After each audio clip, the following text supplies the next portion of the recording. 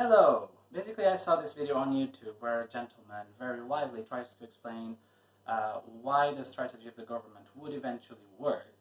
But again, I'm going to try to explain why it's not going to work. First of all, because the data that government is releasing is wrong or not accurate. And again, I don't know if it's not accurate because they're making bad math or if it's not accurate because they are in purpose not releasing the correct one.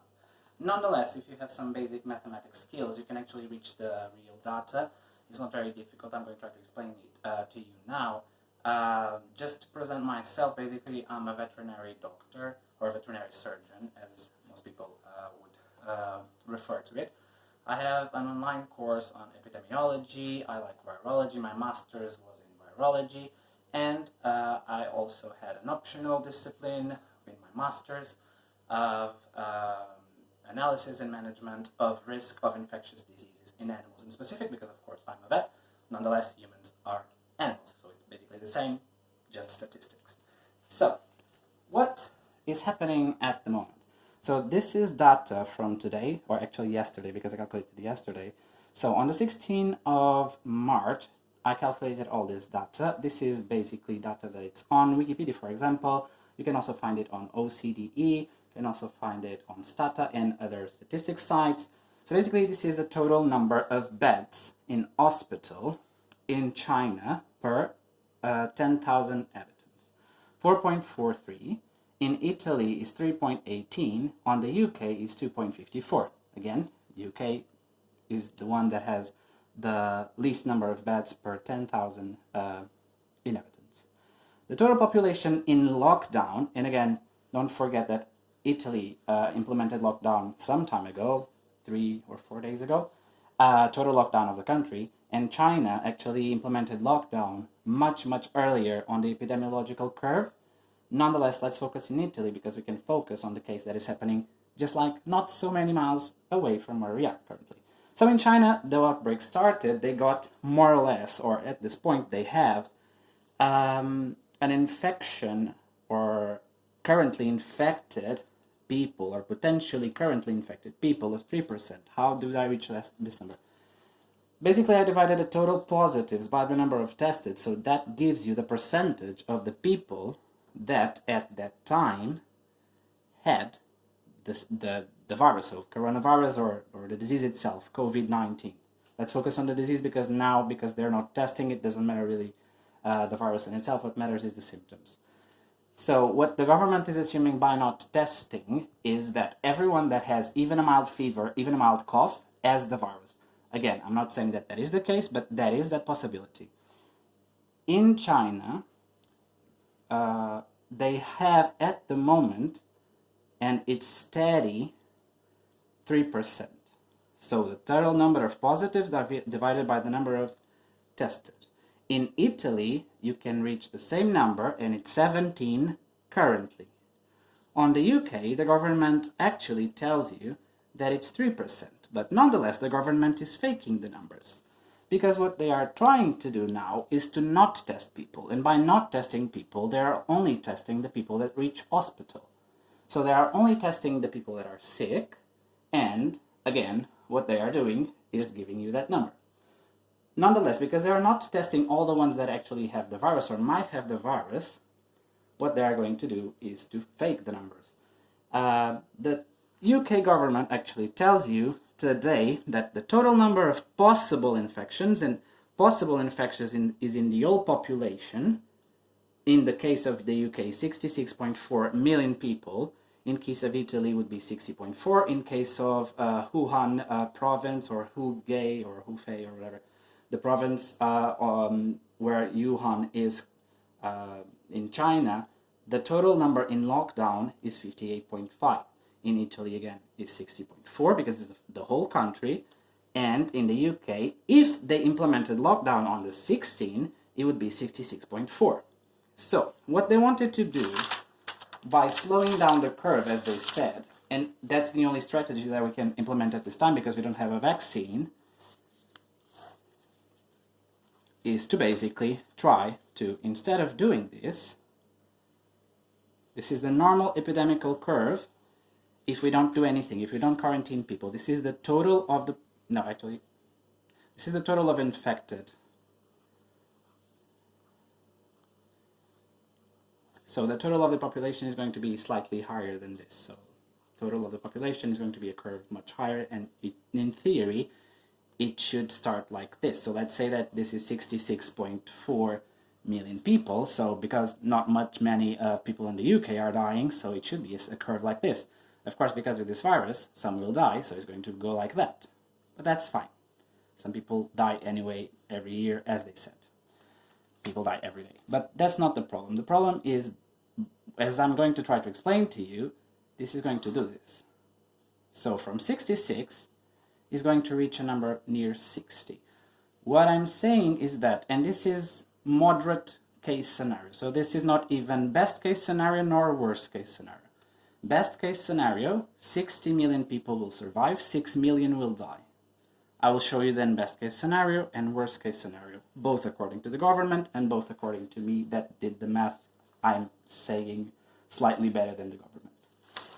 So, what they are trying to do by slowing down the curve, and again, as China did, is to implement measures of quarantine when the curve, or before the curve actually reaches the limit of the hospital capacity, or the medical system, or the health system capacity. Let's say that this number is brought to you by the number of beds, so by 10,000 inhabitants. So in China, let's say that here is China when they actually implemented measures of quarantine. This is 4.43. Italy, it's 3.18, more or less there, doesn't really matter. It's not up to scale. And the UK is slightly lower, 2.54. So, in China, before they actually reached the level that the capacity of hospitals would basically break loose, and I think still slightly after, not exactly at this precise point, what they did is implement full lockdown of an area that is the same side, more or less, of the UK. Because they actually implemented that, what happened is that the number of deaths is not going to get much higher. So the number of deaths is the number of people that will need hospital attention but will not get it because, again, this is the limit factor. So you have 4.4 beds per 10,000 inhabitants. So in China, they actually did lockdown before or slightly after this number was reached. So actually the number of deaths will be the area below or above, this line. So everything above what the NHS, or in China's case, the health system there, can cope with. So everyone here, if you want to calculate it, it can be calculated, but I'm not going to. I just want you to see the proportion of it. So these people will die. Inevitably, there's no way. It's a virus spreads, a virus doesn't have a will, it's just basically molecular machinery. It's more or less, let's say, programmed to spread. It just multiplies, and by doing that, in some cases it kills the host. Well, all viruses do that. This is just a very, very bad, nasty one. So this is in China, because they actually implemented lockdown measures, more or less, in the correct time. This is Italy, because again, the number of sick actually reached the hospital, and when it reached that point, the number of infected touched the number of available beds in hospital, then people started to die. So everything above this point here is going to die, more or less speaking. Let's say not all of them will die, but part of them will die. As they say, 80% is not severe, so of those above there, 80% will not die, but 20% of those will die, most likely because this is the severe cases. They need at least oxygen supplementation, and again, in China, this is numbers from China, 5% of the 20 will need ICU. ICU meaning intubation and connected to a machine that is breathing for them, so people are not even conscious. The machine is just breathing for them until the virus does its work, goes away, and eventually, hopefully, the people or person in specific that is connected to the machine will survive. In Italy, they reached that point. They didn't implement quarantine there, so the curve continued to go exponential. they realized that, yes, oh my god, a lot of people are dying, what are we going to do? So then they implemented lockdown. Let's say he was there. I don't know if he was, this is not up to scale, as I said. So basically the curve is going to slow down and eventually get a steady rate and then decrease slightly later than in China. Nonetheless, above, all those people will, again, potentially die. Not all of them, as I said, because only 20% have severe symptoms. So let's say that, again, this is China, 20% of those people there, that area there is going to die. In Italy, 20% of this area of people will die, and this is the UK. Again, the UK has less beds than even China and Italy, so the number was reached there. So a lot of people went into hospital. They saw that they were overwhelmed, so they started to say to people, well, stay at home unless you have very severe symptoms, blah, blah, blah. So people reaching the hospital, again, are not this total 100% now, because as they said, if you're sick, stay at home. So the ones that have mild symptoms should have stayed at home. So that's 80% of the sick, of the ones that have the virus. Or potentially sick, because again, doesn't mean that because you have the virus, you are sick, but let's say for this explanation purpose that if you have the virus, you're sick, you might not have symptoms, but you're for every reason sick. Again, because they said if you're sick, stay at home, and now they're only testing this 20%, because this is the ones reaching the hospital because they really need to go to the hospital, is the 20% that are very, very severely sick. Because again, they're reaching the hospitals, and again, this number was reached a long time ago, this curve is going to do this. Because they haven't implemented lockdown measures yet, they're just saying, stay at home, if you're sick, stay at home. Now they're saying, well, if you have symptoms, stay 7 days at home. Then they said, if you're sick or if you're not sick, or everyone should stay at home for 14 days. And now they are saying, well, everyone that eventually doesn't need to actually have contact with other people should stay at home, but then not implementing lockdown. By not implementing it as a government order, or at least a government decree, or whatever it is that the UK does, what is going to happen is, if they don't do lockdown here, which is now as we stand, these people will die. So again, if they do lockdown here, the curve will slow down, and all the people above this curve, and then again, because the UK said that if you're not sick or not very, very sick, stay at home, is not going to be 20% of these people that will die, because again, this is the ones actually reaching the hospital. So all of those, and again, 20% of those will die, most likely. This is not precise science, it's statistics. But nonetheless, statistics are good enough science for this purpose. Because again, they are not implementing lockdown yet here, what is going to do is this curve is going to steadily go high, and eventually when they finally implement fully lockdown, what is going to happen is that it's going to do this, or basically that. Again, this area of people here that will have the virus and will die most likely will be the same.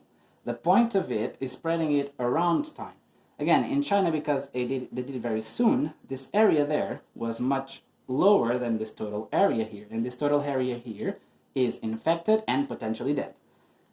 Italy did it there, so basically this area is slightly, well, it should be slightly less than this area here.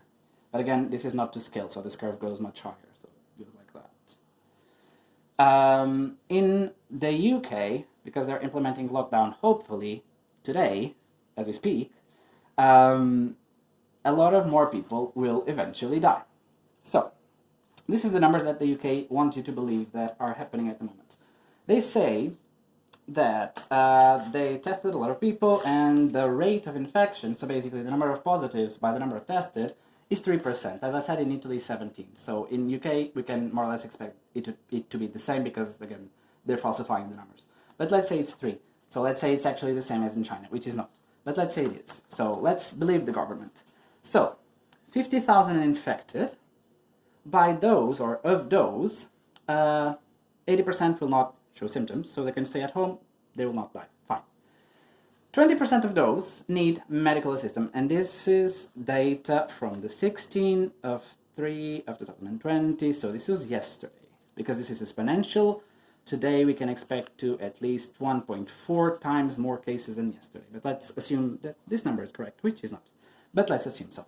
So, of those 50,000, 20 will be severe, so 20 will reach the hospital. And by reaching the hospital, I mean today. I don't mean tomorrow, I don't mean in 5 days, I mean today. 10,000. Because, again, this is numbers from China, we were assuming that initially the only ones requiring ICU units would be 5% of the 20. So 5% of 10,000 is 500. Yes, the UK could cope with that because, again, they have 5,000 ICU units. So fair enough, they said, well, that is okay. Again, this number is speculation and this number is wrong. Either falsified, and that is a severe, in my opinion, crime against humanity, or if they are just doing wrong mathematics, at least is negligence. One or the other, doesn't really matter, people are going to die because of that. Again, because again, they said on the news yesterday, I think it was a doctor or I think it was a doctor, I can't remember. But someone said on the news yesterday that now they're realizing that 30% of the severe cases will require an ICU. So, believing the numbers of the government, what that means is 3,000 people today would need an ICU. And okay, that would be fine if they implemented lockdown measures yesterday, because you would still have 2,000 beds available of ICU. So, fine, no problems with that. Nonetheless, because how do you calculate the possible number of cases at this precise time on the UK? Well, you just multiply the rate of infection by the total population. And assuming that it will stay the same, if we actually implement measures, it will stay the same. If we don't implement measures, it will go high, because it's an exponential curve. On the 12th, it was 2%. On the 16th, the government is saying that it's 3%. Again, it's not, because they are only testing the positives. Because they are only testing the positives, the new number of infected is only 20% of the 100% that will have the disease. So the other 80% are not being taken into account, just the sick. So assuming that it's just the sick, this means that this percentage times the number of the population will mean that this will be the number reaching the hospital, because again, they're only testing the sick. So they're only testing the sick. 3% of the population will need some sort of medical treatment, so they need to go to the doctors, to the hospitals, whatever. So 3% of the population of the United Kingdom, that is more or less 1.9 million. You just multiply 66.4 by 3%.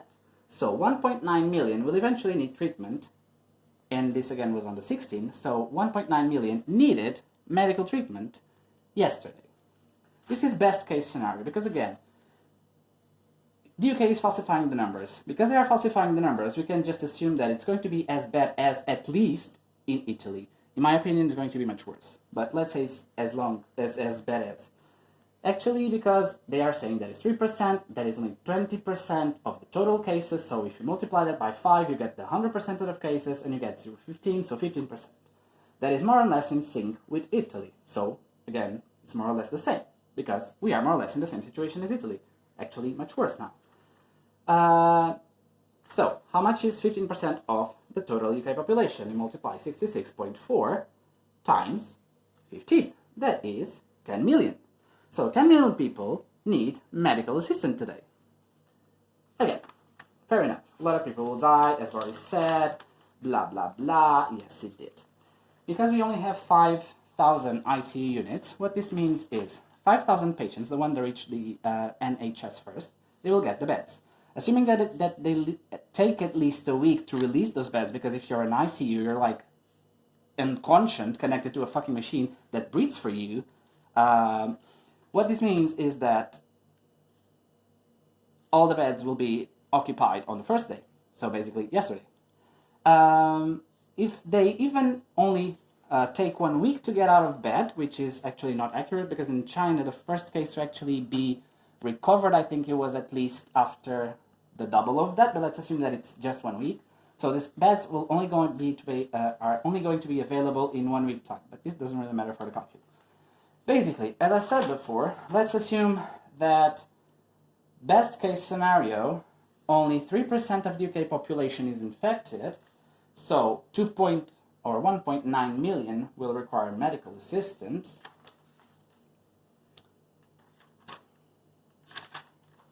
And this is my data according to, let's say that actually the UK is only testing the positives, as they are now.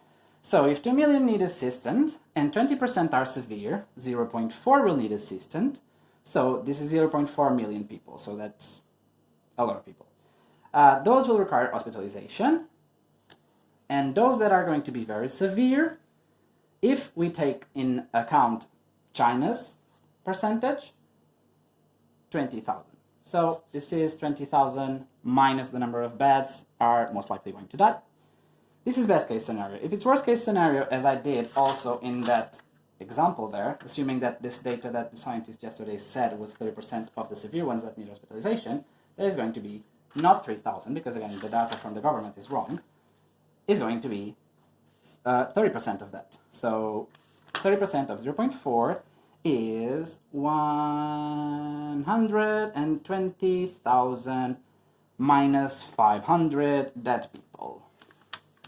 This is best case scenario. Assuming, again, that I'm right and the government is wrong, because they're only testing the positives, so the real number of cases is going to be 5 times this. 5 times 2, it's 10.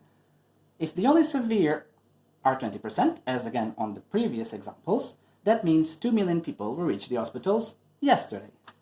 If we assume China's case, or percentage, of those, 5% will require ICU units, so intubation and mechanical ventilation. So that is 100,000 people requiring ICU care. So, because you only have 5,000, take that from that, and you'll have the number of deaths. So, more or less the same, because 5,000, take it from there, it doesn't really make a difference. So, more or less 100,000 people are going to die. This is best case scenario. So again, if we take into consideration that is 30% of the severe ones that require mechanical assistance, this is the total number of deaths yesterday. So, by yesterday, and this is statistics, this is not absolutely correct, but this is possible correct because, again, the percentages are right. I'm assuming some percentages, but again, the government is also assuming some very, very best case scenario ones, and I'm assuming the worst case scenario ones, but again, I think it's going to be even worse than worst case scenario. But let's say it's not. This is just worst case scenario. So worst case scenario, more than 500,000 people are going to die just yesterday. That's why they're sending people home. So if you reach hospital now, they send you home to die. And this is just yesterday. So just yesterday, 500,000 people is dead. Great! The UK government just killed a lot of people. Because again, they're using wrong data. If it's just that, it's negligence. If it's actually by their own accord, then it's mass murder. But, well, great, isn't it? So, again, going back to the very good explanation of the water example. So, this is China. China has more beds. So, this is the number of the population. So, 66 million people, or in case of China, 68 million people are going to cram through this bucket. This bucket is basically the number of ICU beds, because that's the ones that mean death.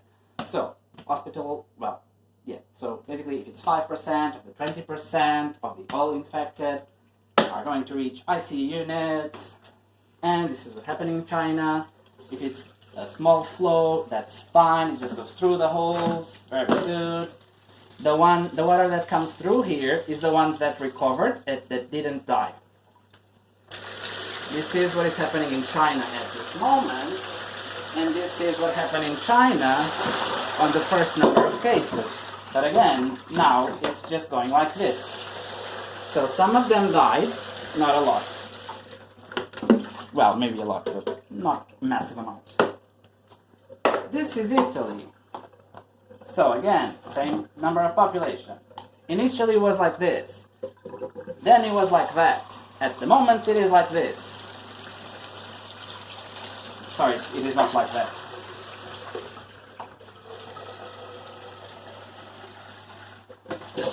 This is Italy at this moment. This is the UK, less beds than Italy. This was initially. This is now.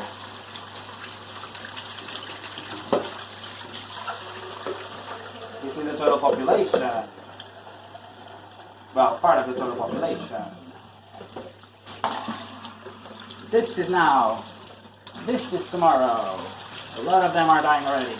This is the day after tomorrow. This is the day after. And if they don't implement lockdown, this is what's going to happen.